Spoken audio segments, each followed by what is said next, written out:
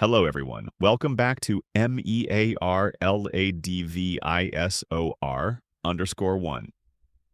Today, we're diving into an important principle in impact evaluation, conservatism, and how it connects to the way we test hypotheses. We'll also explore type 1 and type 2 errors in a way that's simple, visual, and practical. Imagine this. You're a government official deciding whether to expand a brand new education program. The early data looks promising, and many people are excited about the possibilities. But what if you're wrong? What if the program doesn't really work and you spend millions of dollars expanding it nationwide? Or perhaps the opposite happens. What if the program actually does work, but you fail to recognize its impact and thousands of children miss out on a better education? These kinds of decisions capture the heart of impact evaluation, and they explain why researchers and policymakers tend to be conservative in their approach. In today's video, we're going to unpack the principle of conservatism in evaluation, the role of the null hypothesis, and the two major types of mistakes we can make: type 1 errors and type 2 errors. Along the way, we'll talk about how sample size, statistical power, and error rates shape the way we design studies. So, let's get started. One of the guiding principles in careful impact evaluation is conservatism. The idea is straightforward. We don't want to recommend costly changes to policy or practice unless we have very clear, reliable evidence that a program is effective. To operationalize this idea, researchers typically stack the deck against themselves by starting with the assumption that a program has no impact at all. This assumption that there is no effect is called the null hypothesis, or simply the null. From there, the question becomes, does the evidence we've gathered support the null hypothesis, or does it give us strong enough reason to reject it? Now, the null hypothesis can either be true or false.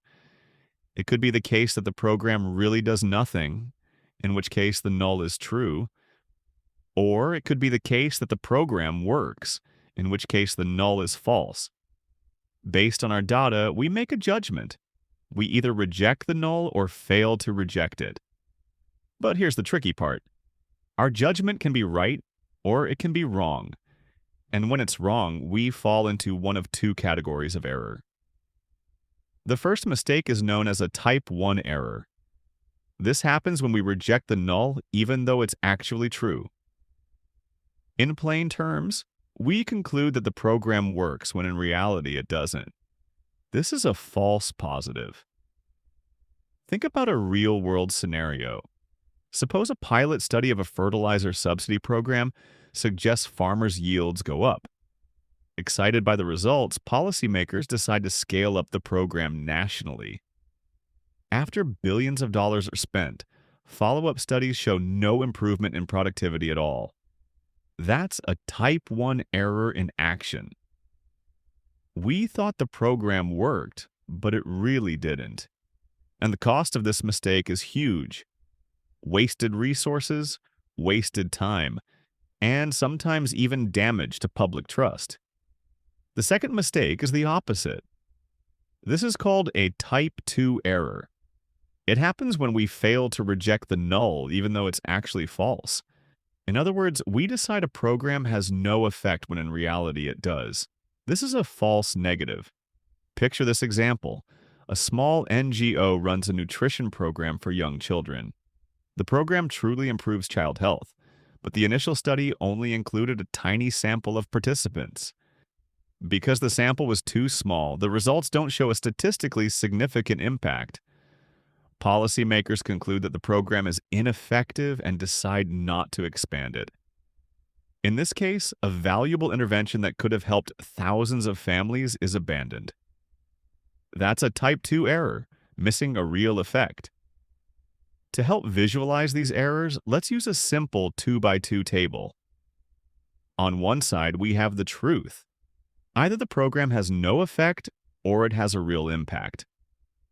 On the other side, we have our conclusion. We either reject the null or fail to reject it.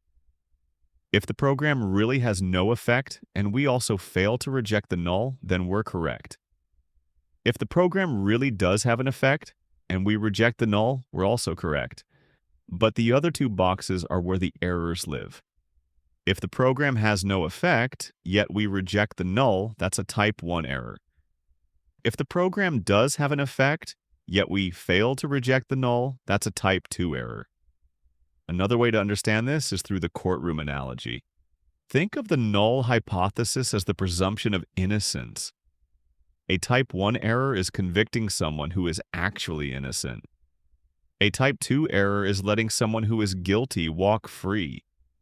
Both mistakes have serious consequences, but of very different kinds. Now let's talk about one of the biggest tools we have to reduce both kinds of errors: sample size. When we conduct an impact evaluation, the size of our sample plays a critical role in determining the reliability of our results. With a very small sample, random noise can overwhelm the signal, making it more likely that we draw the wrong conclusion. But with a larger sample, the estimates become more precise, and the chance of making mistakes decreases. This is where the concept of statistical power comes in. Power refers to the probability that we correctly reject the null when it is false. That is, the chance that we detect a real effect when it exists. A study with low power is far more likely to make a type 2 error, missing real impacts simply because the sample is too small. Imagine testing a new teaching method with just 20 students. Maybe by chance, some students in the control group are naturally stronger learners, and the data doesn't show any difference between the groups. Now imagine testing with 2,000 students. With that larger sample, random variation smooths out, and the real effect becomes much clearer. That's the power of sample size.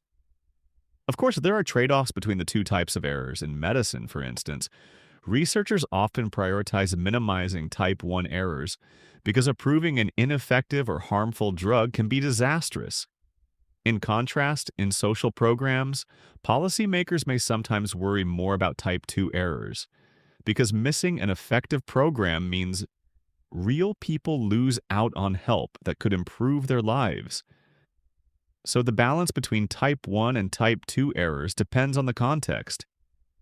Researchers and decision makers need to decide which risk they are more willing to accept and at what levels. In practice, though, most studies adhere to industry standards. Typically, researchers aim for a 5% chance of making a type 1 error, which is known as setting the significance level at 0.05.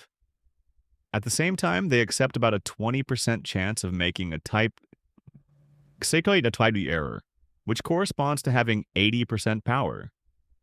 These conventions, 5% for type 1 errors and 20% for type 2 errors, are widely used because they strike a practical balance between caution and feasibility. From these standards, researchers can calculate the minimum sample size needed to achieve the desired levels of confidence. The calculation depends on three main factors: the size of the effect you expect, the risk of error you're willing to tolerate, and the resources available for the study.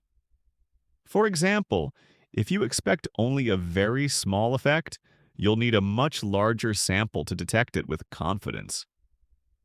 If you're comfortable with a higher risk of error, you can get by with fewer participants. But if you want both types of errors to be extremely small, you'll need a very large study, which of course comes with higher costs. This leads us to the final point. In theory, we could conduct a full cost-benefit analysis to weigh the costs of errors against the costs of running a larger study. We could ask, how much does it cost to reduce the probability of a type 1 error by a certain amount compared to the cost of enrolling more participants? But in practice, researchers rarely go that far. Instead, they rely on the widely accepted error rates I just described and focus on designing studies that meet these thresholds. So, to wrap up, let's summarize. In impact evaluation, conservatism is about starting from the assumption that programs have no effect until proven otherwise. The null hypothesis embodies this cautious approach. But when we test hypotheses, we can make mistakes. A type 1 error is a false positive. We conclude that a program works when it really doesn't. A type 2 error is a false negative. We miss the impact of a program that actually does work. Sample size and statistical power play a key role in determining how often we make these mistakes. Larger samples reduce both types of errors, though they come at higher cost. And while we could in theory assign monetary values to errors, in practice we rely on accepted standards: 5% significance level, 80% power. These conventions guide us in designing studies that are cautious, balanced, and credible. At the end of the day, the goal is to ensure that decisions about policies and programs are based on the best possible evidence, minimizing costly mistakes and maximizing real impact. Thank you for staying with me through this deep dive into hypothesis testing and error types in impact evaluation.